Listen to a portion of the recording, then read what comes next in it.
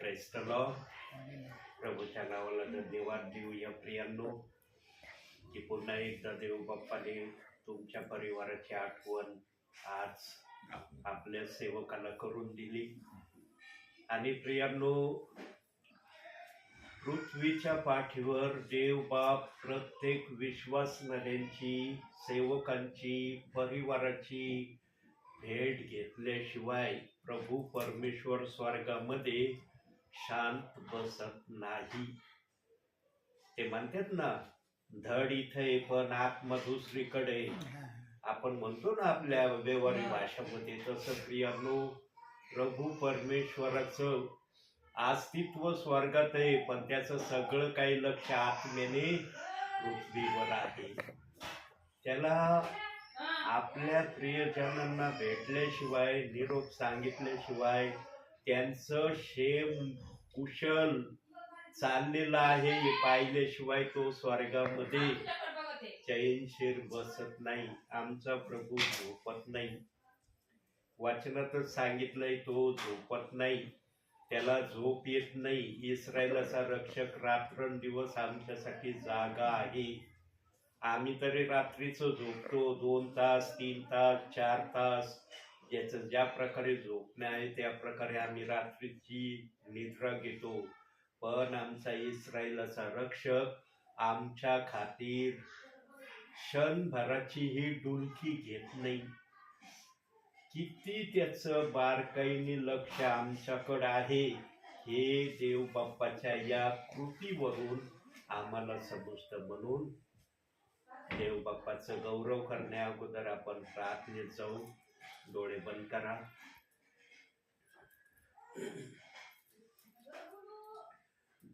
एक स्तुतीपर आपण गीत गाऊया छोटस, आणि मग आपण प्रार्थनेमध्ये जाणार आहोत. दिल में धीमी आवाज आई, अपने गुनाहों को मान, जान लिया मैंने आवाज उसकी, जिसका किया अपमान. दिल में धीमी आवाज आई, अपने गुनाहों को मान, जान लिया मैंने आवाज उसकी, जिसका किया अपमान. प्रार्थना में जो कुछ मांगा पूरा करो अरमान. प्रार्थना में जो कुछ मांगा पूरा करो अरमान. सारी खताएं मानता हूँ, तेरा करूँ अब ध्यान. प्रार्थना में जो कुछ मांगा पूरा करो अरमान. प्रार्थना में जो कुछ मांगा पूरा करो अरमान. सुनीता सिस्टर आपल्यासाठी सुरुवातीची प्रार्थना करतील. उंच आवाजात प्रार्थना करायची. आपण प्रार्थना करू. पवित्र पवित्र पवित्र पवित्र हे सेनाधीश आकाश आणि पृथ्वीच्या निर्माण करत्या माझ्या महान पित्या परमेश्वरा, तुला उंचविते, गौरवते बाप्पा. आदर मान महिमा देते माझ्या राजा. दिवसभर सांभाळून या संध्याकाळच्या समय तू प्रार्थनेस आम्हास एकत्रित केलं म्हणून तुला धन्यवाद देते माझ्या परमेश्वरा. तुझ्या सेवकाला बाप्पा तू घेऊन आलास तिथे म्हणून बाप्पा तुला धन्यवाद देते माझ्या परमेश्वरा. तुझे सेवक जे वचन सांगणार बाप्पा ते आम्हाला तू ते बाप्पा समजण्यास मदत कर माझ्या परमेश्वरा. बाप्पा आम्हाला मार्गदर्शन कर माझ्या परमेश्वरा. आणि बाप्पा जे वचन सांगणार आहे बाप्पा ते वचन समजण्यास देखील आम्हाला बाप्पा तू बुद्धी ज्ञान पुरव माझ्या परमेश्वरा. इथून पुढचा वेळ समय मी तुझ्या हाती देते.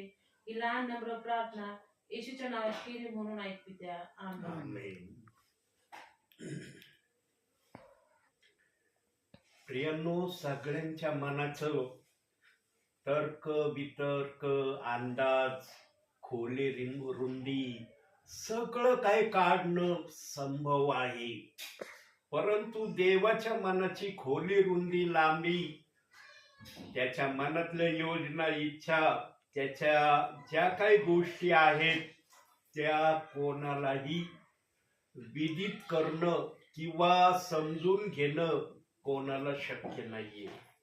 कारण प्रियांनो, जर मनुष्य देवाच्या या गोष्टी जर समजू लागला तर मग देवामध्ये ना आपल्यामध्ये काय अंतर राहील का?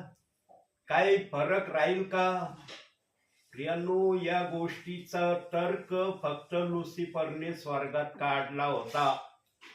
त्याने हा तर्क काढला होता की तू जसा आहे तसा मी आहे, मग तुला जे अस्तित्व आहे ते मला अस्तित्व देऊन टाक. परंतु आमच्या प्रभूने त्याला ते अस्तित्व दिलं नाही. त्याने वैर पत्करलं लुसिफरनी, पण प्रभू परमेश्वराचं ऐकणं मान्य केलं नाही. म्हणून देव बाप्पाने त्याला सर्व काळपासून आपल्यापासून दूर केलंय. प्रभू परमेश्वर सगळ्यांना भावी जीवनामध्ये जवळ करील. लुसिफर सैतान याला कधीच आमचा देवबाप जवळ करणार नाही. त्याची दया देखील आमच्या प्रभू परमेश्वराला येणार नाही. प्रियांनो, लुसिफरने जे केलं ना ते इतकं भयानक केलं, इतकं भयानक केलं. एहेजकेलाच्या 28व्या अध्यायामध्ये थोडक्यामध्ये सैतान त्या ठिकाणी स्वतःला कसा उंच करण्याचा त्यांनी प्रयत्न केला. प्रभू परमेश्वरापेक्षा आपलं आसन उंच करण्याचे त्याच्या मनामध्ये कशी इच्छा झाली त्या अध्यायामध्ये दिलेला आहे. प्रियांनो, तो कधीही लुसिफर आज्ञा पालनामध्ये राहण्याच्या तयारीत प्रभूला दिसला नाही. परंतु आमच्या बाबतीत जर म्हणायला गेलं तर प्रभूने आम्हाला अशा तऱ्हेने एदेन बागेमध्ये मातीच्या द्वारे तयार केलेलं आहे की आम्ही सदैव प्रभूच्या नियंत्रणामध्ये राहावं. आम्ही प्रभूच्या नियंत्रणाच्या बाहेर जाऊ नये आणि तशा प्रकारचं मन, तशा प्रकारची कृती, तशा प्रकारचं वागण्याची इच्छा देव बाप्पाने आमच्यामध्ये ठेवली. इतकं देव बाप्पाने अनुशासनामध्ये आम्हाला ठेवण्याची इच्छा एदेन बागेमध्ये प्रगट केली. पण मनुष्य पण एका गोष्टीने प्रभू परमेश्वराला आजपर्यंत नाराज करत आहे. कोणत्या गोष्टीने नाराज करत आहे? वचनातून पाहूया आपण. 1 पेत्र 1 अध्याय 16व वचन. 1 पेत्र 1 अध्याय 16व वचन. याकोबाच्या पत्रानंतर इब्री, याकोब, 1 पेत्र 1 अध्याय 16व वचन. कारण असा शास्त्रलेख आहे की तुम्ही पवित्र असा, कारण मी पवित्र आहे. कारण असा शास्त्रलेख आहे, तुम्ही पवित्र असा, कारण मी पवित्र आहे. देवाने आम्हाला एदेन बागेमध्येच पवित्रतेमध्ये निर्माण केलं होतं, घडवलं होतं, बनवलं होतं. परंतु लुसिफरने, सैतानाने जी पवित्रता आमच्यामध्ये देवा समान होती, त्याची सदृश्य जी प्रतिमा आम्ही होतो, त्या प्रतिमेला एदेन बागेमध्ये लुसिफरने, सैतानाने मलिन केलंय. फक्त जशी एखादी वस्तू मलिन होती ना, तसा फक्त आम्हाला मलिन त्यांनी केलंय. त्यांनी आमच्यावर दुसरा कोणताही अधिकार केला नाही. आणि देव बाप्पाला या गोष्टीची चीड आली एदेन बागेमध्ये की मी सर्व शक्तिमान, सर्व समर्थ देव माझ्या इच्छेच्या विरोधामध्ये या लुसिफरने सैतानाने आदामाला मलिन करण्याचा साहस हिंमत दाखवली. म्हणून देव बाप्पांनी सरसकट तिघांनाही शासन करण्याचा निर्णय घेतला. कारण एकमेकांमध्ये ते करण्याच्या वृत्तीमध्ये प्रभू परमेश्वराला दिसले. हव्वेने आदामाला तयार केलं, लुसिफरने हवेला या कृतीसाठी तयार केलं. म्हणजे एकमेकाचा त्यामध्ये सहभाग आहे मलिन होण्यामध्ये. सैतान तर ऑलरेडी मलिन काय, त्याला कुठली जागाच प्रभू परमेश्वराने ठेवलेली नाही. परंतु इतका पवित्र पुरुष आदाम, त्याला देखील मलिन केलं. ते मलिन जरी केलं प्रभूच्या लेकराला लुसिफरने, तरी देव बाप्पाने पूर्णपणे मनुष्याला आपल्यापासून दूर केलं नाही. बघा, एखादा देव जर असता, त्याला जर वाटला असता की माझ्या इच्छेच्या विरोधात येदीन बागेमध्ये यांनी अशा प्रकारचं पाप केलंय, आज्ञाभंगाची कृती केली, त्याच वेळेला देवबाप सगळं काही फिनिश करू शकत होता, सगळं काही थांबवू शकत होता. पण देवबाप जी इच्छा मनामध्ये धरतो ती इच्छा पूर्ण केल्याशिवाय तो शांत बसत नाही. आणि त्याची आता इच्छा पूर्ण होण्याचा अगदी दाराजवळ समय येऊन ठेपलेला आहे. अगदी दाराजवळ येऊन त्याची इच्छा पूर्ण होण्याची घटिका येऊन थांबलेली आहे. जेव्हा प्रभू दरवाजा उघडील त्यावेळेला त्याची इच्छा पूर्ण व्हायला सुरुवात होणार आहे. प्रियांनो, देवबाप आपली इच्छा कधीही भंग होऊ देत नाही. आता वचन आलंय की तुम्ही पवित्र असा, मी पवित्र आहे. प्रियांनो, आज जो तो स्वतःला मी पवित्र आहे, मी पवित्रतेमध्ये चालतो, माझ्यामध्ये मी पवित्रता सदैव ठेवण्याचा प्रयत्न करत आहे, असे म्हणणारे विश्वासी आहे. प्रियांनो, आमच्या पवित्र होण्याच्या शब्दामध्ये आणि देव बाप्पाच्या बोलण्याच्या शब्दामध्ये फार फरक आणि अंतर आहे. देव बाप्पाला पवित्र तो व्यक्ती देव बाप्पाच्या नजरेमध्ये आहे जो बायबलच्या कुठल्याही शब्दाला दोष लावित नाही. त्याला देवबाप म्हणू शकतो की हा पवित्र आहे जसा मी पवित्र आहे. आणि प्रियांनो, एदेन बागेतलं पाप येशू ख्रिस्ताने धुवून टाकलेला आहे. म्हणून आम्ही प्रार्थनेमध्ये मी माझ्या पापाचं शालन केलंय, माझ्या प्रभूने माझ्या पापावर पांघरून घातलंय, मला क्षमा केली, माझे पाप माझ्यापासून दूर केले. जसा आत्मा आम्हाला बोलण्याची शक्ती प्रेरणा देईल तसा आम्ही प्रार्थनेमध्ये या प्रकारे आमच्या पापाबद्दल बोलतो. परंतु प्रियांनो, जे ऑलरेडी देव बाप्पाच्या वचनाला दोष लावतात त्यांचं काय? प्रियांनो, इथं सर्व गोष्टी सांगितल्या जातील, सर्व गोष्टींनी सावधान केलं जाईल. वरती कोणत्याही आत्म्याला ही बोलण्याची देवबाप संधी देणार नाही की पृथ्वीवर अशा प्रकारच्या विचारांनी किंवा अशा प्रकारच्या शब्दांनी आम्हाला तू जागृत केलं नाही सेवकांच्या द्वारे. म्हणून अंतिम समयामध्ये सेवक हे देव बाप्पाचे सर्वात सहाय्यतेचे माध्यम देव बाप्पांनी केलेले आहे. प्रियांनो, आम्ही पवित्र शारीरिक राहण्याचा फार प्रयत्न करतो, पण आत्मिक पवित्र राहण्याविषयी काय? आत्मिक पवित्र आम्ही कसं राहू शकतो?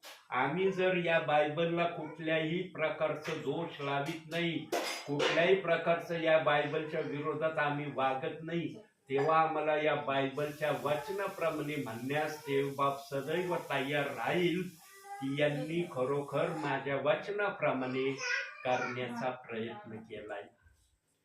प्रियांनो, आम्ही आत्मिक जर पवित्र झालो ना, शारीरिक आपोआप पवित्र व्हायला वेळ लागत नाही.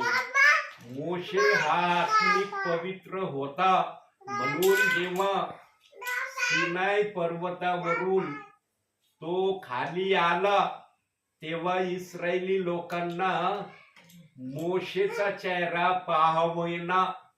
जो तो म्हणायला लागला, मोशे तुझा चेहरा इतका चमकदार होतोय की आम्हाला तुझ्या चेहऱ्याकडे पाहावना. म्हणून मोशेने आपल्या तोंडावर रुमाल टाकला आणि त्यांच्याशी तो बोलत होता, कारण त्याचं तेज इतकं चेहऱ्यातून बाहेर पडत होतं ते इस्रायली लोकांना पाहावलं नाही. प्रियांनो, पवित्रता ज्याच्यामध्ये असते ना त्या पवित्रतेचं प्रमाण देवबाप दाखवल्याशिवाय राहत नाही. का बरं मोशेच्या चेहऱ्याविषयी त्या निर्गमाच्या पुस्तकात लिहिलंय? कारण त्याचं एक कारण आहे. का मोशेचा चेहरा चमकदार झाला आणि इस्रायली लोकांना तो पाहावला नाही? त्याचं कारण आपण बायबल मधून बघू. गणनाचं पुस्तक 12वा अध्याय 3रं वचन.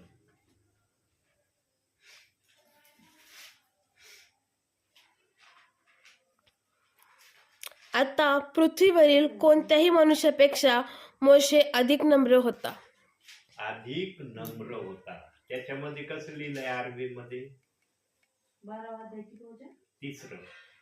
का?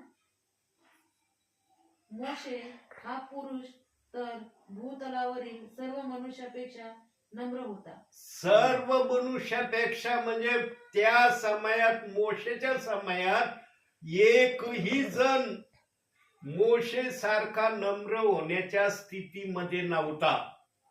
प्रभू परमेश्वराला मोशे शिवाय नम्र झालेला दुसरा कुणी दिसला नाही. हे प्रभू परमेश्वराला त्या ठिकाणी बोलायचं आहे. परंतु देवबाप शॉर्ट अँड स्ट्रीट मध्ये काही गोष्टी आपल्या वचनात ठेवतो, त्या उघड करत नाही. प्रियांनो, मोशे सारखे आम्ही बनू शकत नाही. मोशेमध्ये जे आहे, जे होतं ते आमच्यामध्ये सहज येऊ शकत नाही.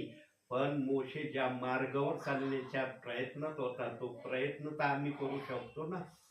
कमीत कमी आम्ही प्रयत्नामध्ये तर राहू शकतो ना. आम्हाला ती गोष्ट जरी मोशे सारखी प्राप्त करता नाही आली, पण मोशेचा आदर्शाचा कित्ता आम्ही आमच्या जीवनात उतरवण्याचा प्रयत्न तर करू शकतो ना. योबासारखा धीर तर आम्ही धरू शकतो ना या गोष्टीला प्राप्त करण्यासाठी. प्रियांनो, देवाच्या समागमामध्ये प्रत्येकाने पवित्रतेमध्ये असावं ही देव बाप्पाची इच्छा आहे. आणि देव बाप्पाने आपल्या वचनाला सर्वात मोठी जागा बायबल मध्ये दिलेली आहे. बायबलच्या अनुस्वाराला, कान्याला, वेलांटीला देखील देवाच्या आत्म्याने दोष लावलेला नाही. बघा, त्याचं एक प्रमाण बघू आपण. मत्ती शुभवर्तमान 5वा अध्याय 18वं वचन. बघा देवबाप काय म्हणतोय त्या ठिकाणी. मत्ती शुभवर्तमान 5वा अध्याय 18वं वचन. जे अंतःकरणाचे शुद्ध ते धन्य आहेत, कारण ते देवाला पाहतील. 5वा अध्याय 18वं वचन. 18 का? सॉरी.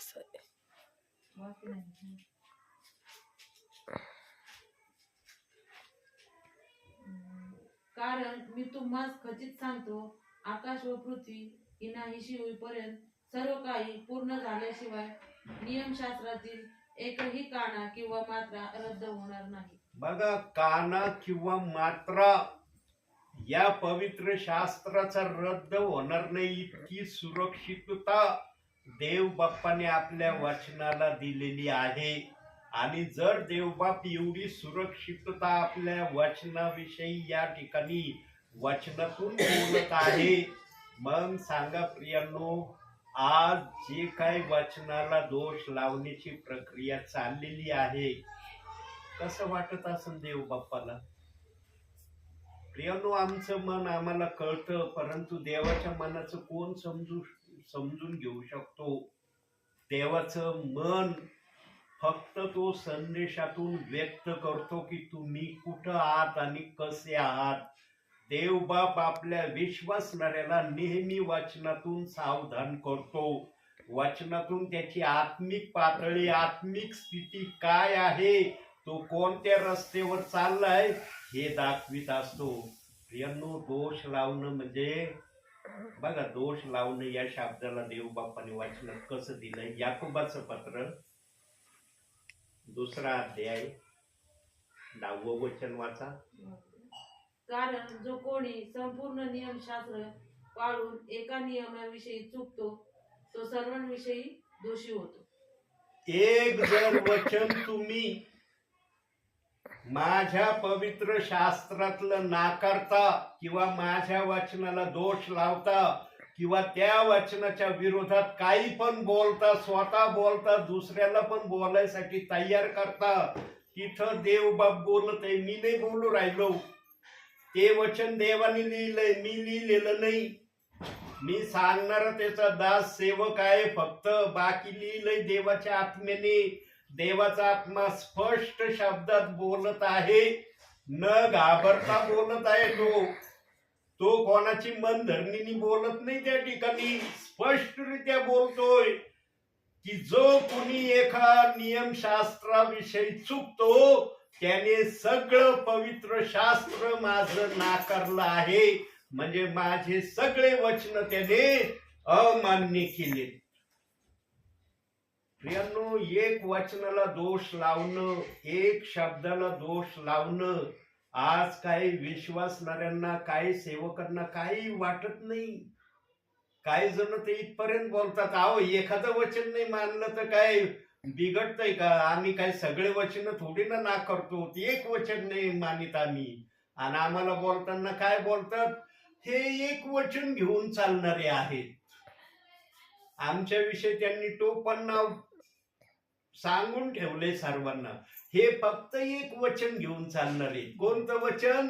प्रेषितांची कृत्ये 2 अध्याय 38 वचन घेऊन चालणारे, ज्या वचनाला आम्ही मानित नाही. प्रियांनो, ही भिन्नता, हे कटुता, हे देवाच्या विरोधात वागण्याची प्रक्रिया कधी बंद होईल?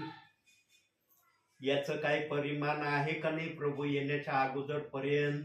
का अशाच परिमाणामध्ये प्रभूला येऊ द्यायचं? प्रियांनो, नेटक्या परिस्थितीमध्ये आम्ही प्रभू येण्या अगोदर जर झालो नाही ना, अतिशय भयानक असा न्याय देवबाप करण्याच्या प्रक्रियेमध्ये आहे.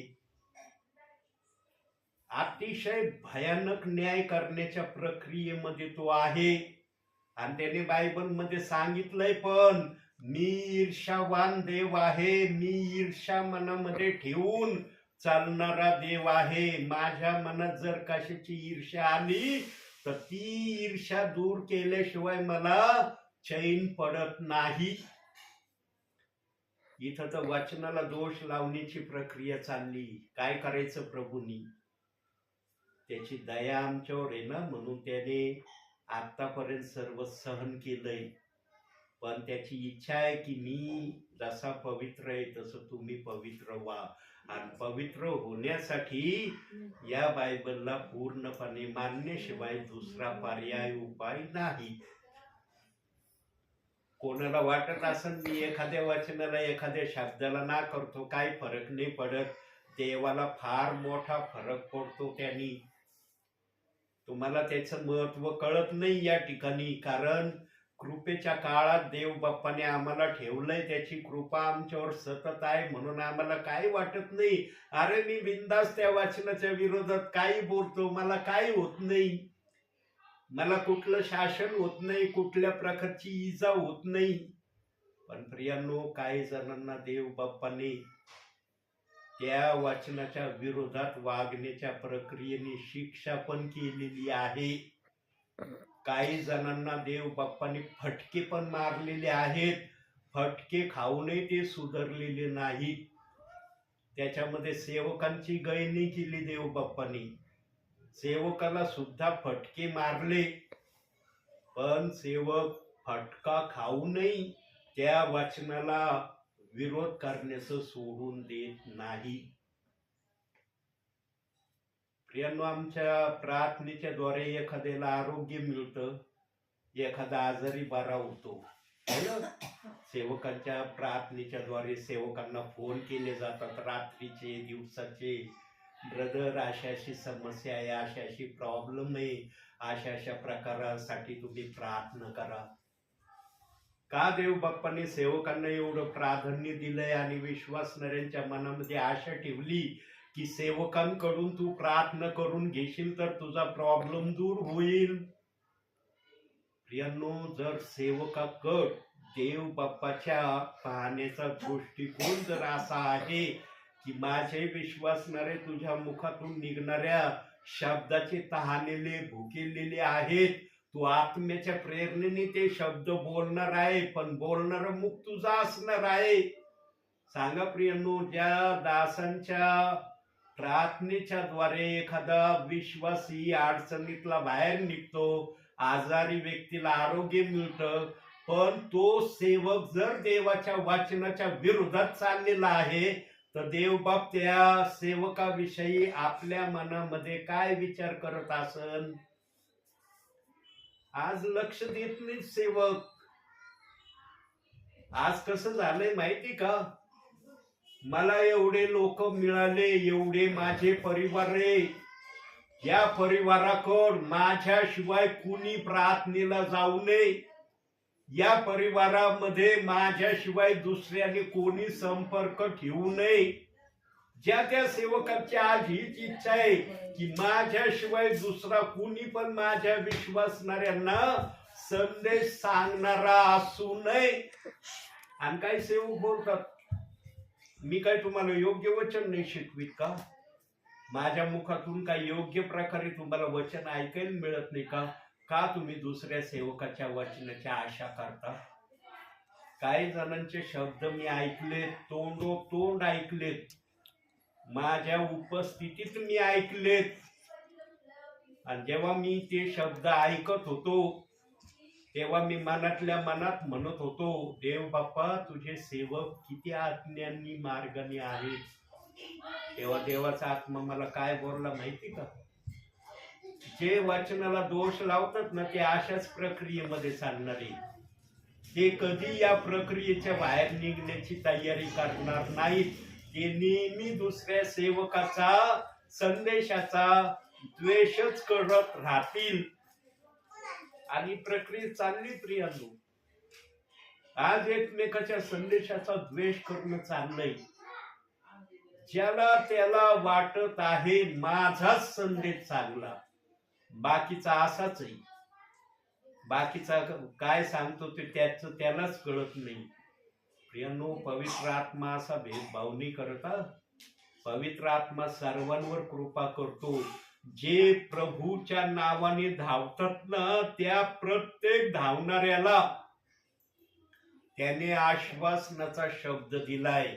मग सिस्टर असू द्या, ब्रदर असू द्या, सेवक असू द्या, त्यांना एक शब्दाने देव बाप्पाने आनंदी आणि उत्साही आणि प्रसन्न केलंय. कोणत्या शब्दाने केलंय? वचनातून बघू आपण ते, तोंडी सांगण्यापेक्षा. पहिली करंथीकराचं पत्र 15वा अध्याय, पहिले करंथीकर 15वा अध्याय 58वं वचन. बघा तिथं काय म्हणतोय प्रभू. वाचू का? म्हणून माझ्या प्रिय बंधूंनो व बहिणींनो, प्रभूमध्ये स्थिर आणि अचल राहा. नेहमी स्वतःला प्रभूच्या कार्यासाठी वाहून घ्या, कारण तुम्ही जाणता की प्रभूमध्ये तुमचे काम व्यर्थ नाही. तुमचे काम व्यर्थ नाही. आता 8व्या याच्यामध्ये कसं लिहिलंय? 58वं वचन, 15वा अध्याय 58वं वचन. म्हणून माझ्या प्रिय बंधूंनो, प्रभूमध्ये तुमचे श्रम व्यर्थ नाही हे तुम्ही जाणून आहात. म्हणून तुम्ही स्थिर व अडळ व्हा आणि प्रभूच्या कामात सर्वदा अधिकाधिक तत्पर असा. अधिकाधिक तत्पर असा. आता प्रभूचा सेवक प्रभूच्या कामामध्ये अधिकाधिक तत्पर कुठं राहू शकतो? कुठं राहू शकतो? स्वतःच्या घरामध्ये. स्वतःच्या घरामध्ये त्याला अधिक आणि अधिक तत्पर राहण्याची संधी भेटन का? त्याला अधिक आणि अधिक तत्पर राहण्याची संधी काय आहे? देवाची सेवा करायला निरनिराळ्या ठिकाणी जाणे, निरनिराळ्या ठिकाणच्या विश्वासणाऱ्यांना देवाच्या वचनामध्ये स्थिर करणं, देवाच्या वचनाप्रमाणे चालण्यासाठी तयार करणं आणि सैतानाच्या हरेक कुयुक्तीपासून तुम्ही कसं सावधान राहू शकता याचं मार्गदर्शन बायबल मधून देवाचा सेवक आत्म्याच्या प्रेरणेने दाखवतो. परंतु काही सेवकांना या गोष्टी आवडत नाही. त्यांना लगेच एक भाषेचा शब्द आठवतो, माझ्या मेंबरकड तुम्ही कशाला गेले? माझ्या मेंबरकड प्रार्थनेला जायची काय गरज होती तुम्हाला? मी काय माझ्या मेंबरला सांभाळीत नाही का? माझ्या मेंबरला मी काय संदेश सांगत नाही का? माझा मेंबर माझा संदेश ऐकून आनंदी होत नाही का? तुमची जाण्याची काय आवश्यकता पडली? सेवक वर्ग असे शब्द बोलतात प्रियनो. मी अनेकांचे शब्द ऐकले, अनेकांचे शब्द ऐकले. ते बायबल साक्षीला आहे, मी खोटं बोलत नाही. प्रियनो, जो ऐकणारा असतो ना त्याला जास्त त्रास देणारे सापडतात. जो फटकनी बोलणारा असतो ना, ईट का जबाब पत्थर से देना ते म्हणतात ना, अशा स्वभावाचा जर सेवक असला ना त्याच्या नादी बहुसंख्य कुणी लागण्याचा कधीच प्रयत्न करत नाही.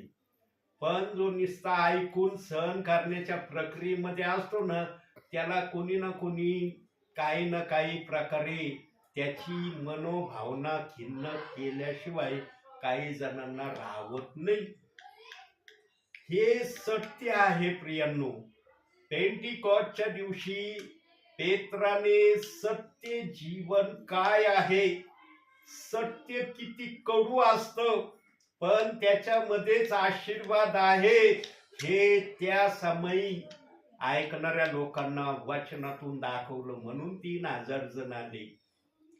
वचन कळलं म्हणून आले. वचन कळलं नसतं तर आले असते का?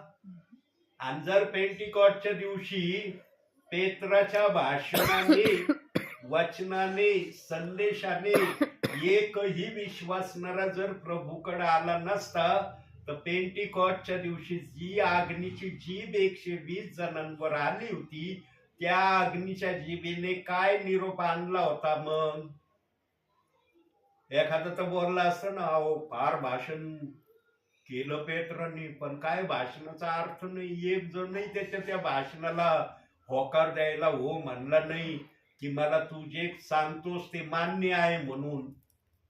3000 जणांच्या अंतःकरणाला देव बाप्पाच्या अग्नीने स्पर्श केला. म्हणून ते म्हणले, काय म्हणले बघूया वचनातून. प्रेषितांची कृत्य 2 अध्याय 37 वचन बघा. ते 3000 जण काय म्हणले पेत्राला येऊन. 2 अध्याय 37 वचन.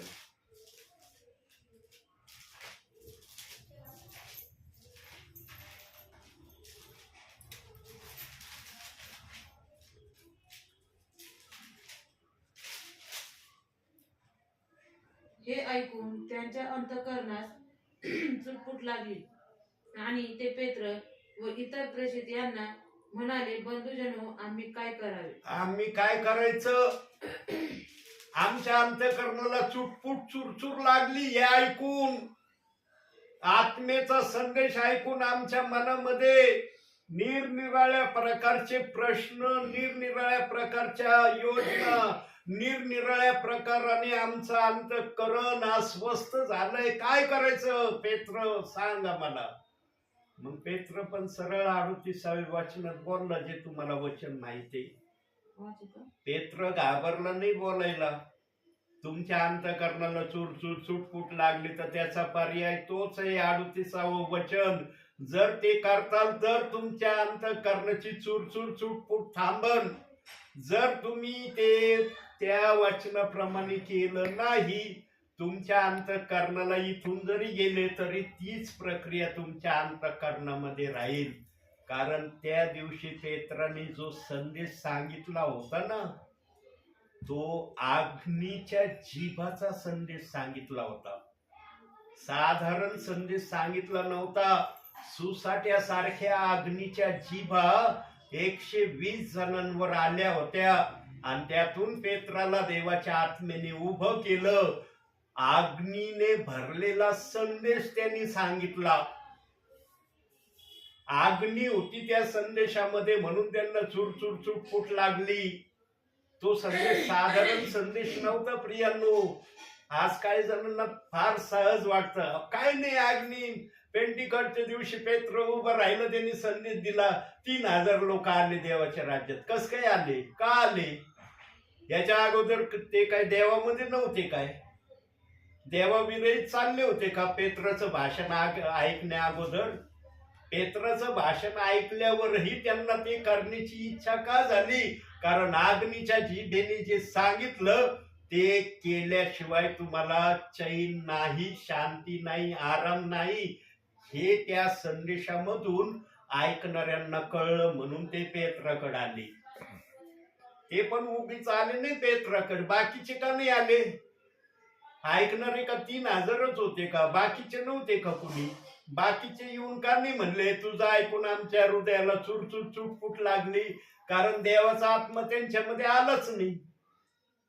त्यांनी उगाच काहीतरी लय आरडा ओरडा, लय गोंधळ हे करत होते, ते बघायला आलो आम्ही की इथं नेमकं काय चाललंय. मग काही जण म्हणले हे मद्य पिऊन मस्त झालेत, द्राक्षरस पिऊन हे मस्त झालेत, म्हणून हे काय बोलत आहेत, काय करते त्यांना यांचं कळाना. काही जण बोललेत ना त्या अध्यायामध्ये, दुसऱ्या अध्यायामध्ये वाचा जरा, 5 पासून खाली वचन जर वाचले तर तिथं असे बोलणारे आहेत. ते म्हणले काय नाही हो, मद्य पिऊन द्राक्षरस पिऊन हे मस्त झालेत, म्हणून कोणती भाषा बोलतेत, काय करतेत, कोणाला कोणाचं काय कळना. ज्याच्याजवळ देव नसतो ना, तो देवाविरुद्ध काही पण बोलू शकतो. ज्याच्याजवळ देव असतो ना, तो कधी देवाविरुद्ध काही बोलू शकत नाही. देव बाप्पाने मनुष्याला आपल्या जवळ घेण्याचं ठरवलंय, पण काही जण देवाजवळ राहण्याची इच्छा आजही व्यक्त करत नाही. आजही काही जण डायरेक्टली नाही पण इनडायरेक्टली देवाला ते सांगत आहेत. प्रियांनो, देवाच्या वचनाचा विरोध करणं साधारण नाहीये, साधी गोष्ट नाही. देवाच्या वचनाचा विरोध करणं, देवाच्या वचनाच्या विरोधात कुरकुर करणं फार गहन आणि गंभीर समस्या आहे ही. देवाच्या सानिध्यापासून स्वतःला अलिप्त करण्याची प्रक्रिया आहे. म्हणून देवबाप म्हणला याच्यात काही घालू नको, याच्यातून काही काढू नको. तुला काढायचा अधिकार नाही, घालायचा अधिकार नाही. मी जसं ठेवलंय तसं स्वीकारण्याचा फक्त मी तुला अधिकार दिलाय आणि तेच तू कर. पण काही जणांना ती भाषा आजही कळत नाही. त्यांना कळली नाही म्हणून त्यांनी दुसऱ्यांना पण ती भाषा न कळण्याच्या मार्गावर आणलेला आहे. लक्षात ठेवा प्रियांनो, एखादा विश्वासी, एखादा सेवक एखाद्या विश्वासणाऱ्याला जर गलत रस्त्यावर आणतो ना, त्याच्यासारखा दोषी प्रभूच्या नजरेमध्ये कुणी नाहीये. त्या करणाऱ्या व्यक्तीला वाटतं अहो मी असं करतो म्हणून त्यांना तसं करायला तयार केलं, पण देवाच्या नजरेमध्ये ना, तो सेवक असू द्या, विश्वासणारा असू द्या, फार देवाच्या नजरेमध्ये तो दोष पात्र आहे. म्हणून देव म्हणला न्यायाच्या समयात मी कुणाला सोडणार नाही. न्यायाच्या समयात विचारील, तू माझ्या विश्वासणाऱ्याला गलत वचन सांगून, वचनाचा अपप्रचार करून, माझ्या वचनाचा विरोध करणार का तयार केलं?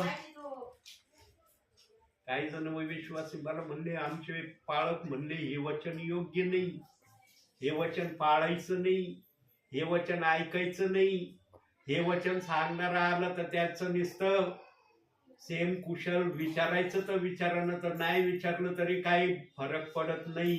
इथपर्यंतची भाषा विश्वासणाऱ्यांना ते बोलले. या वचनामुळं ना फार सेवकांच्या मनामध्ये, विश्वासणाऱ्यांच्या मनामध्ये निरनिराळ्या प्रकारचे विचार आले. खाली दिमाग शैतान का घर म्हणतात ना, आहे ना, म्हणतात ना, अशी काहीतरी म्हणे ना, खाली दिमाग शैतान का घर. ज्यांच्या मनामध्ये देवाच्या वचनाचा विरोध असतो ना, तिथं मग तो विरोध एका प्रकारे नसतो, अनेक माध्यमातून. यांनो आम्हाला सर्वप्रथम देवाने देवाच्या वचनाला विरोध करण्याचा अधिकार दिलेला नाही. परखड देवबाप म्हणला, माझं वचन माझ्या गौरवासाठी आहे, तुम्हाला फक्त ते पाळायचंय, त्या प्रकारे वागायचंय, त्या प्रकारे करायचंय. पण काही सेवक, काही विश्वासणारे आजही त्या वचनाच्या विरोधात चालले. कसं वाटत असेल देवबापाला? चांगलं वाटत असेल म्हणून देवाचं वचन आलंय आज. कारण तुम्ही पवित्र असा, मी पवित्र आहे. सांगा, जो पवित्र आहे किंवा पवित्र असा म्हणतो स्वतःला, तो कधी बायबलच्या वाचनाला दोष लावील का? लावील? त्याला होईल का हिंमत बायबलच्या वाचनाला दोष लावण्याची, त्याच्या विरोधात वागण्याची? पण आजच्या वर्तमान काळामध्ये चाललंय का असं? दिसतंय का असं तुम्हाला? म्हणून प्रियांनो, न्याय फार भयानक न्याय होणार आहे. आणि तो भयानक न्याय होऊ नये म्हणून या दासाला देवबाप पाठवितोय, जा माझ्या दासा त्या परिवारात, सांग त्यांना, जाग कर वचनातून, माझा आत्मा तुला तिथं सहाय्य करेल. बायबल शिवाय आहे का काही माझ्याजवळ? दिसते का बायबल शिवाय काय? माझ्याजवळ दुसरं पण आहे. असं नाही की मी बायबल फक्त घेऊन आलोय आणि दुसरं माझ्याजवळ नाही. माझ्याजवळ हे सुद्धा आहे. देवबाप म्हणला, काढू नको. मला माहितीये तू तयारी केलेली, काढू नको. ये तुझ्या तयारीने मी नाही बोलणार, मला माझ्या तयारीने आजही बोलायचंय. पवित्र आत्मा आपल्या तयारीने बोलायला समर्थ आहे का? तो काही करायला समर्थ आहे प्रियांनो. आम्ही जर संदेश तयार केला तरच आम्हाला वाचनातून बोलता येणार असा आमचा समज आहे. पण ज्याच्याजवळ पवित्र आत्मा आहे ना, त्यांनी कधी समज करून घेऊ नये की जर मी संदेशाची वही उघडली नाही तर मला बोलता येणार नाही. अहो, तुमच्यामध्ये पवित्र आत्मा असला ना, पवित्र आत्मा सांगन तुम्हाला काय करायचं. बघा, एक वचन बघू आपण, दोन वचन बघू एक बघण्याऐवजी. मत्तई शुभ वर्तमान 10वा अध्याय काढा, तिथलं वचन दाखवतो मी. 10वा अध्याय काढा, मी पाहतो.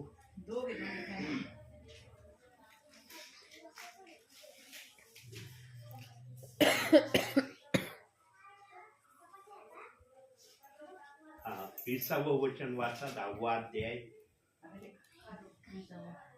कारण बोलणारे तुम्ही नाही, तर तुमच्या पित्याचा आत्मा हाच तुमच्या ठाई बोलणार आहे. कोण आहे बोलणारा? देवाचा आत्मा आहे. पण तुमच्यामध्ये तो आत्मा आहे का हे चेक करा. तुमच्यामध्ये जर तो आत्मा असला तर बोलन. तुमच्यामध्ये तो आत्माच नाही तर मग तुम्ही कसं काय बोलता? मग तुम्हाला वही शिवाय पर्याय राहणार नाही. हे उघडून मी बघितल्याशिवाय मला बोलताच येणार नाही. बोलणार, परत वाचत आहे ते वचन 20वं. कारण बोलणारे तुम्ही नाही, तर तुमच्या पित्याचा आत्मा हाच तुमच्या ठाई बोलणार आहे. आणखी एक वचन बघू, लूकाकृत शुभ वर्तमान 12वा अध्याय 12वंच वचन. बघा तिथं काय म्हणतोय प्रभू.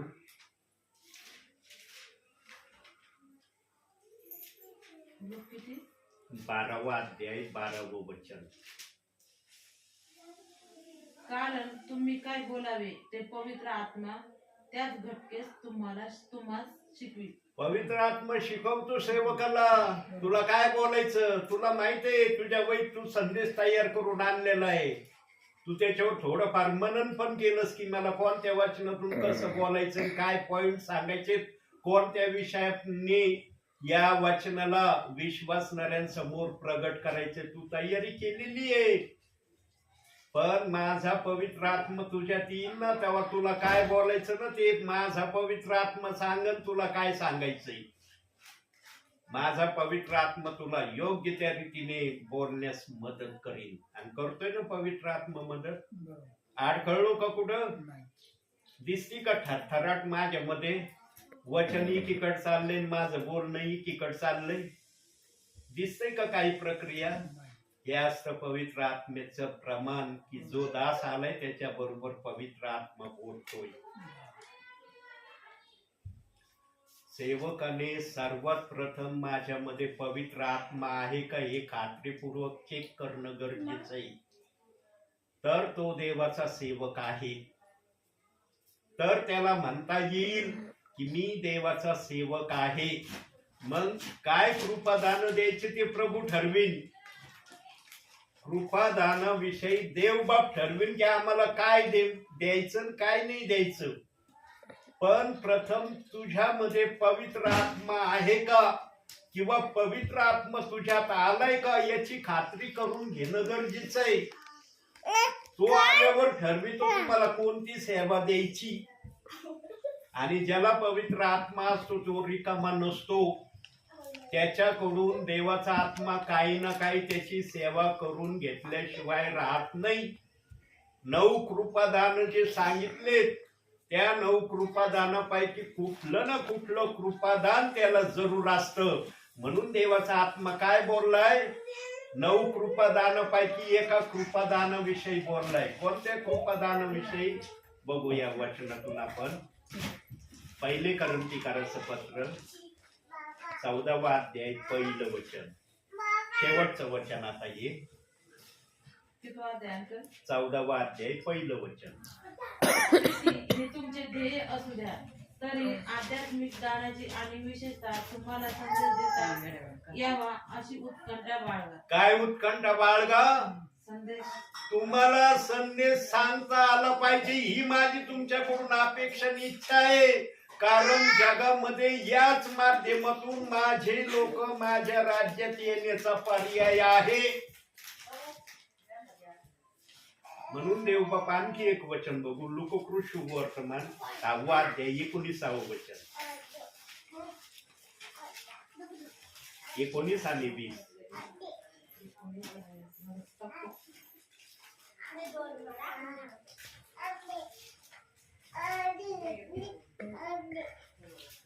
दहावा अध्याय 19-20. आम्ही म्हणले 19वा अध्याय नाही, 10वा अध्याय 19-20.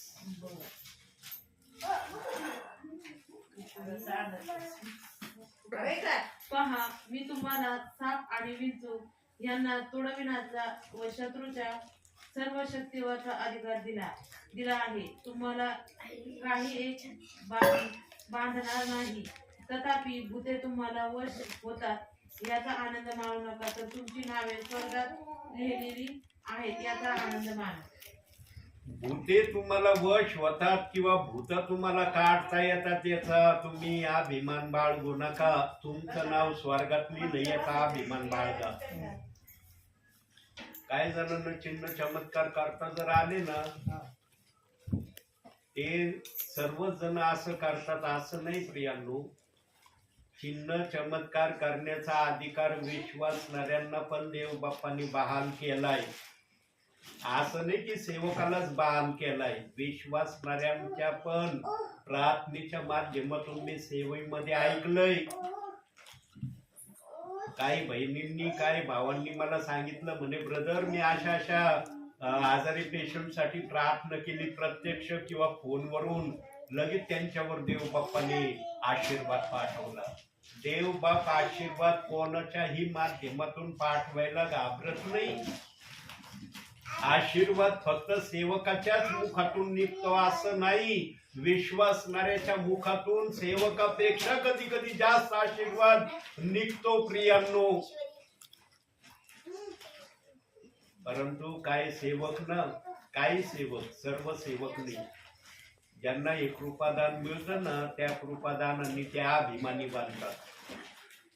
त्यांना वाटतं मी जर केलं तरच होईल, मी जर नाही केलं तर काही नाही होणार. अशी प्रक्रिया देव बाप्पाच्या नजरेमध्ये फार काळ टिकत नाही. देव बाप जर कृपादान द्यायला समर्थ आहे ना, तर देव बाप कृपादान काढून घ्यायला पण समर्थ आहे. तो जर विनामूल्य देऊ शकतो ना, तर तो विनामूल्य काढून पण घेऊ शकतो. त्याला जर देण्याचा अधिकार आहे तर त्याला काढण्याचा पण अधिकार आहे. तुम्ही त्या कृपा दानाला कसं सांभाळता याच्याकडे देव बाप लक्ष देतो. तुम्ही जर योग्य रीतीने त्या कृपादानाला सांभाळलं ना, तर ते कृपादान तुमच्यामधून कधी जाणार नाही. पण त्या कृपादानाच्या विरोधात देवाला न पसंत पाडणाऱ्या गोष्टी जर तुम्ही वारंवार त्या कृपादानाच्या माध्यमातून करत राहिले, मग ते कृपादान तुमच्यामध्ये कोणत्याही समयाला तुमच्यामधून जाऊ शकतं. आणि जेव्हा कृपादान निघून जातं ना प्रियांनो, तेव्हा मनुष्याच्या शरीराने किंवा मनुष्याच्या ताकदीने काहीच होत नाही. संशोधनामध्ये जोपर्यंत ताकद शक्ती होती तोपर्यंत तो बलिष्ठी लोकांना एकटा लढायचा आणि सगळे हारायचे. सगळे बलिष्ठी लोक म्हणायचे, हा एकटा शमशोन आम्हा एवढ्या लोकांना हरपितो. याच्यामध्ये एवढं बळ आणि एवढी ताकद कुठून आलेली? याच्यामध्ये हे बळ आणि ताकद येण्याचं काय माध्यम आहे? म्हणून त्यांनी गलिलाचा सहारा घेतला आणि गलिला स्त्रीने शमशोनाची ताकद कशात आहे ही जाणून घेतली आणि बलिष्ठी लोकांना सांगितलं की त्याची ताकद त्याच्या केसामध्ये आहे. कारण तो जन्मापासून नाजीर आहे. त्याच्या डोक्याला वस्तारा लावलेला नाही. त्याच्या डोक्याचे जर केस काढले तर त्याची शक्ती निघून जाईल. शमशोनाला पण आपली दिलेली शक्ती किंवा दिलेलं कृपादान सांभाळता आलं नाही. कृपादान जर मिळालं ना तर ते सांभाळता आलं पाहिजे. देव बाप्पाने जर सांगितलं ना की हे सांगू नको कोणाला, देव बाप्पाचा आत्मा म्हणलंच असं ना शमशोनाला की तू नाजीर आहेस, तुझी ताकद सगळी तुझ्या केसामध्ये, हे कोणाला सांगू नको. देवाचा आत्मा तर शमशोनाला म्हणला असन का नसन, पण शमशोनाने पण गलिला स्त्रीच्या नादी लागून आपली ताकद आपली शक्ती कशात आहे ते लगेच सांगून मोकळा झाला. आणि त्याच रात्री त्याचे डोकं भादरण्यात आलं.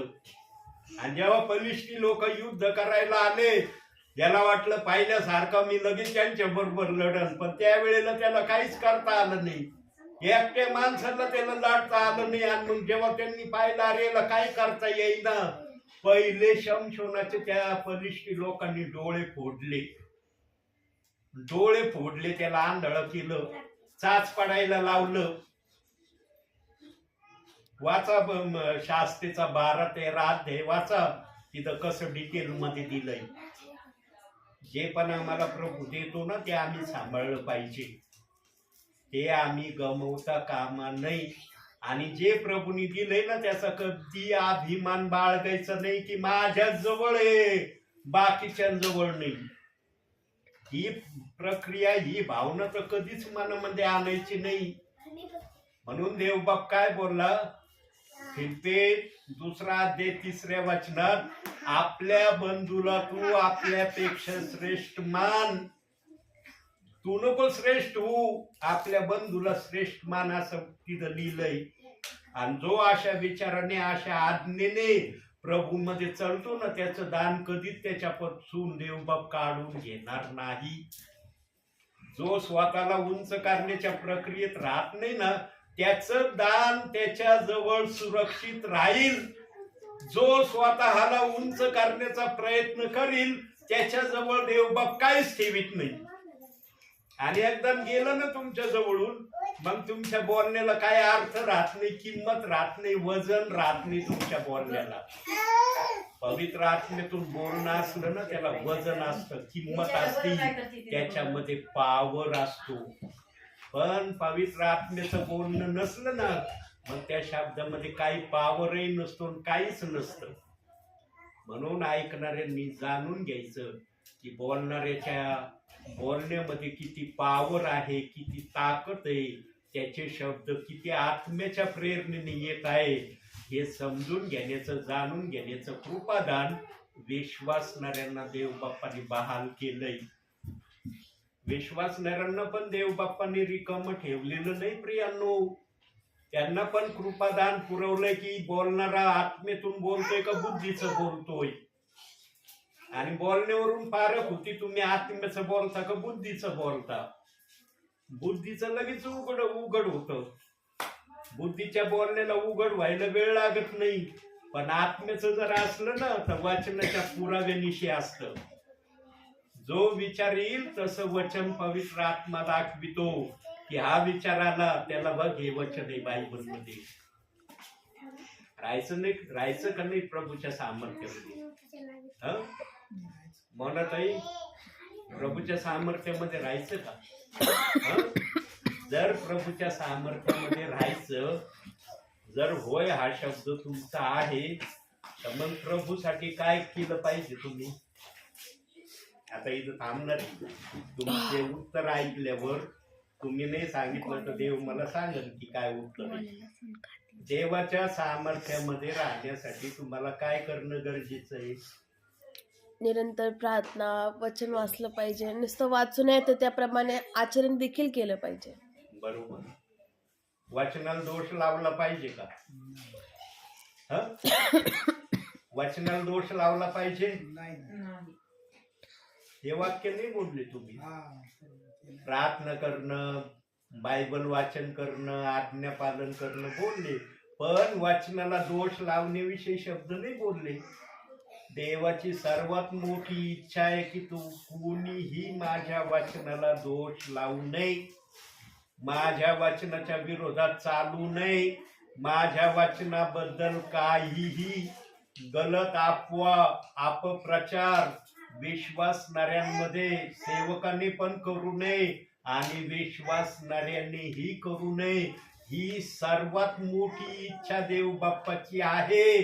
आणि जो कोणी या इच्छेप्रमाणे देवासमोर स्वतःला सांगण्याप्रमाणे ठेवतो ना, तोच म्हणू शकतो की मी देव बाप्पाची इच्छा पूर्ण करतोय किंवा देव बाप माझ्या बरोबर राहील. तुम्ही असं म्हणता आम्ही जर वाचनाला दोष लावतो तर मग आमच्या बरोबर प्रभू नाही का. प्रभू जर नसताना तुमच्या बरोबर तुम्ही प्रभूचं नावच घेतलं नसतं. पहिले कोरिंथी 12:3 मध्ये सांगितलंय येशूचं नाव हा प्रभू आहे. बोलल्याशिवाय कोणालाही येशू प्रभू हे म्हणता येत नाही. तुम्ही म्हणता की येशू शापित आहे, शाप भ्रष्ट आहे म्हणता तुम्ही. का नाही म्हणत. कारण देवाचा आत्मा तुमच्यात आहे म्हणून तुम्ही ते बोलत नाही. पण देवाचा आत्मा ही पण आशा करतो की माझ्या वचनाला विनाकारण दोष लावण्याच्या प्रक्रियेने तुम्ही स्वतःला माझ्या नावामध्ये चालण्याचा प्रयत्न करू नका. दोष लावणं बंद करणं फार सोपं आहे. आम्ही जर तयारी केली ना, मला नाही लावायचा दोष, लगेच होऊ शकतं. मी ज्या दिवशी ठरवलं ना, देव मला म्हणला तुला हे वचन पाळावं लागल, ऐकावं लागल, या वचनाप्रमाणे सेवा करावं लागल. होय म्हणलो. मला माहित होतं का देव काय करणार आहे माझ्याकडून. मी होय म्हणल्यानंतर देव बाप्पाने मला कितीतरी सेवेचे ठिकाणं दिले. निरनिराळ्या माध्यमातून देव बाप माझ्याशी बोलत आहे. युट्यूबला 422 माझे संदेश आहेत. आता सध्याला युट्यूबला 422 संदेश माझे आहेत. काल 4 संदेश मी टाकले. जो देवाला उंच करण्याचं ठरवतो ना देव बाप्पन, त्याच्याकडून पूर्ण उंच झाल्याशिवाय राहत नाही. फक्त उंच करण्याची इच्छा देव बाप्पाला असली पाहिजे. देव बाप उंच झाला पाहिजे, मी नाही झालो पाहिजे. तुम्ही जर म्हणले मला व्हायचं, मग देव बाप्पाला कळत अरे हे उंच व्हायच्या प्रक्रियेत आहे. मग देव बाप्पाला खाली कसं आणायचं त्याला प्रभूला सांगायची गरज नाही पडत. म्हणून देवाच्या अनुशासनात, देवाच्या भयात राहा आणि जे वचन आज आलंय तुम्ही पवित्र असा कारण मी पवित्र आहे. स्वतःला मोजमाप स्वतःची करा की वचन जर पवित्र असा म्हणतंय, मी खरोखर वचनाप्रमाणे पवित्र आहे का? मी जर वचनाला दोष लावित नाही तर मी खरोखर पवित्र आहे. जर मी वचनाला दोष लावणार आहे तर मला पवित्र होण्याची देव बाप्पाने आजही संधी उपलब्ध केली आणि ही संधी भेटावी म्हणून आज सेवक प्रार्थनेला आलाय. कशाला आलाय सेवक? इथं वेळ घालवायला आलाय, तुमचा टाइम खराब करायला आलाय. प्रियांनो, देवाच्या नजरेत पवित्र व्हा. स्वतःच्या नजरेत तर कोणी पण स्वतःला पवित्रच म्हणणार आहे. तो का म्हणून का मी अपवित्र आहे? देव म्हणला पाहिजे तू पवित्र आहे. देवाच्या पवित्र होण्याला महत्व आहे बोलण्याला, तुमच्या बोलण्याला महत्व नाही. तुम्ही तर नेहमी स्वतःबद्दल चांगलंच बोलणार आहे. स्वतःबद्दल कधी खालच्या पातळीचे शब्द तुम्ही बोलतान का? म्हणून प्रियांनो, देवाने उंच पातळीचे शब्द बोलावे. म्हणून आजपासून तयारीला लागा आणि देवाची इच्छा पूर्ण करणं हेच तुमचं आजपासून मनोधैर्य तुम्ही तयार करा. म्हणून आजच्या या छोट्याशा संदेशातून देव तुम्हाला आणि मला भरपूर आणि भरपूर आशीर्वाद देव. आमेन. चालू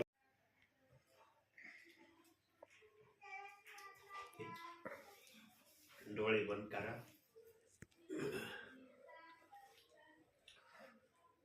काही सेकंद आपण शांत राहूया प्रियांनो. मग आपण प्रार्थना करूया.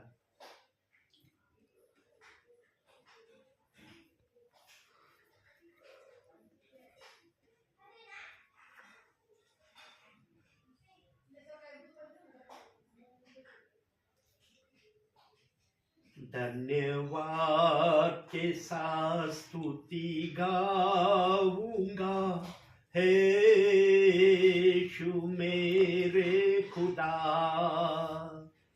उपकार है तेरे बेशुमार, कोटि कोटि स्तुति धन्यवाद.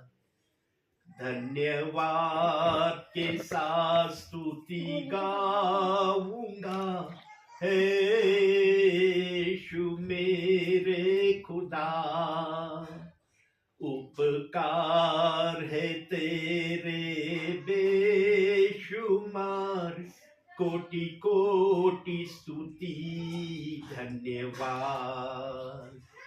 योग्यता से बढ़ के दिया है अपनी दया से तूने मुझे. योग्यता से बढ़ के दिया है अपनी दया से तूने मुझे. मांगने से ज्यादा मिला मुझे, आभारी हूँ प्रभु मैं. मांगने से ज्यादा मिला मुझे, आभारी हूँ प्रभु मैं. धन्यवाद के साथ स्तुति गाऊंगा हे यीशु मेरे खुदा. उपकार है तेरे बेशुमार, कोटि कोटि स्तुति धन्यवाद. कोटि कोटि स्तुति धन्यवाद. कोटि कोटि स्तुति धन्यवाद. मोनाताई आपल्यासाठी शेवटची प्रार्थना करतील. आपण प्रार्थना करू. पवित्र पवित्र पवित्र पवित्र पवित्र हे आमच्या आकाश आणि पृथ्वीचे निर्माण करत्या, हे माझ्या अब्राहम इसहाक याकूब मोशे देवा परमेश्वरा, तुला प्रथमतः धन्यवाद देते, तुला उंचवते, तुला मान महिमा देते परमेश्वरा. प्रभू प्रार्थना करते दयागणा, आज आम्हाला दिवसभर सांभाळून या सायंकाळच्या समय आम्हा सर्वांना तू प्रभू एकत्रित केलं. सुंदरसं वचन परमेश्वरा आमच्या कानी पडलं दे बाप्पा. प्रभू तुझ्या नावाला मी धन्यवाद देते माझ्या प्रभू. प्रार्थना करते देव बाप्पा. पगार अंकलने खूप सुंदरसं वचन घेतले माझा देव बाप्पा. प्रभू परमेश्वरा, तुझ्यामध्ये राहत असताना, तुझ्यामध्ये आम्ही प्रार्थना करत असताना परमेश्वरा, आम्ही वचनाला दोष न लावता कामा परमेश्वरा. आमच्या हाती असं घडू नको देऊ परमेश्वरा. आणि आम्ही कोणत्याही तुझ्या वचनाला नाकारू नये, तर तुझ्या वचनाद्वारे आम्ही राहावं, बोलावं, शिकावं आणि वागावं, अशी तू कृपा आमच्यावरती प्रदान कर माझा देव बाप्पा. परमेश्वरा, प्रार्थना करते, इथे बसल्या प्रत्येकाला तू आशीर्वादित कर बाप्पा. पगार अंकलसाठी प्रार्थना करते, त्यांना तू विशेष प्रकारे आशीर्वादित कर. तुझी सेवा करत असताना कसलंही अडखळ येऊ नको देऊ परमेश्वरा. सैतान मार्गापासून त्यांना अलिप्त ठेव माझ्या देव बाप्पा. परमेश्वरा, कसली तुझी सेवा करत असताना नेहमी तुझं देवदूताला त्यांच्या संगती सोबती राहून दे माझ्या देव बाप्पा. जिथे पण ते प्रार्थना जातील परमेश्वरा, ती सर्व जागा तू आशीर्वादित कर प्रभू. त्यांना, त्यांच्या फॅमिलीला प्रभू तू आशीर्वादित कर दे बाप्पा. इथे बसल्या सर्वांना प्रभू तू आशीर्वादित कर बाप्पा. आज जसं दिवसभर सांभाळव तसं रात्रभर देखील तू सांभाळशील माझे प्रभू, असा माझा पूर्णपणे विश्वास आहे प्रभू. एवढी लहानशी नम्र विनंती धन्य तारणारा प्रभू येशू ख्रिस्त याच्या गोड आणि पवित्र नावाने केली म्हणून मी देतो ऐक. आमेन. हे आमच्या स्वर्गातील बापा, तुझे नाम पवित्र मानले जाऊ, तुझे राज्य येऊ, जशी स्वर्गात तशीच पृथ्वीवर ये. तुझ्या इच्छेप्रमाणे हो. आमची रोजची भागाला समजते, आणि जसे आम्ही आमच्या ऋणासून सोडले आहे तसेच तू आमची ऋणे आम्हास सोडव. आणि आम्हास परीक्षेत आणू नकोस, तर आम्हास वाईटापासून सोडव. कारण की राज्य, सामर्थ्य आणि गौरव हे सर्व काळ तुझीच आहे. आमेन. आमेन. प्रभू येशू रक्त की जय. प्रभू यीशु रक्त की जय. प्रभू यीशु रक्त जय जयकार असो. आमेन. आता बंद कर बाळा.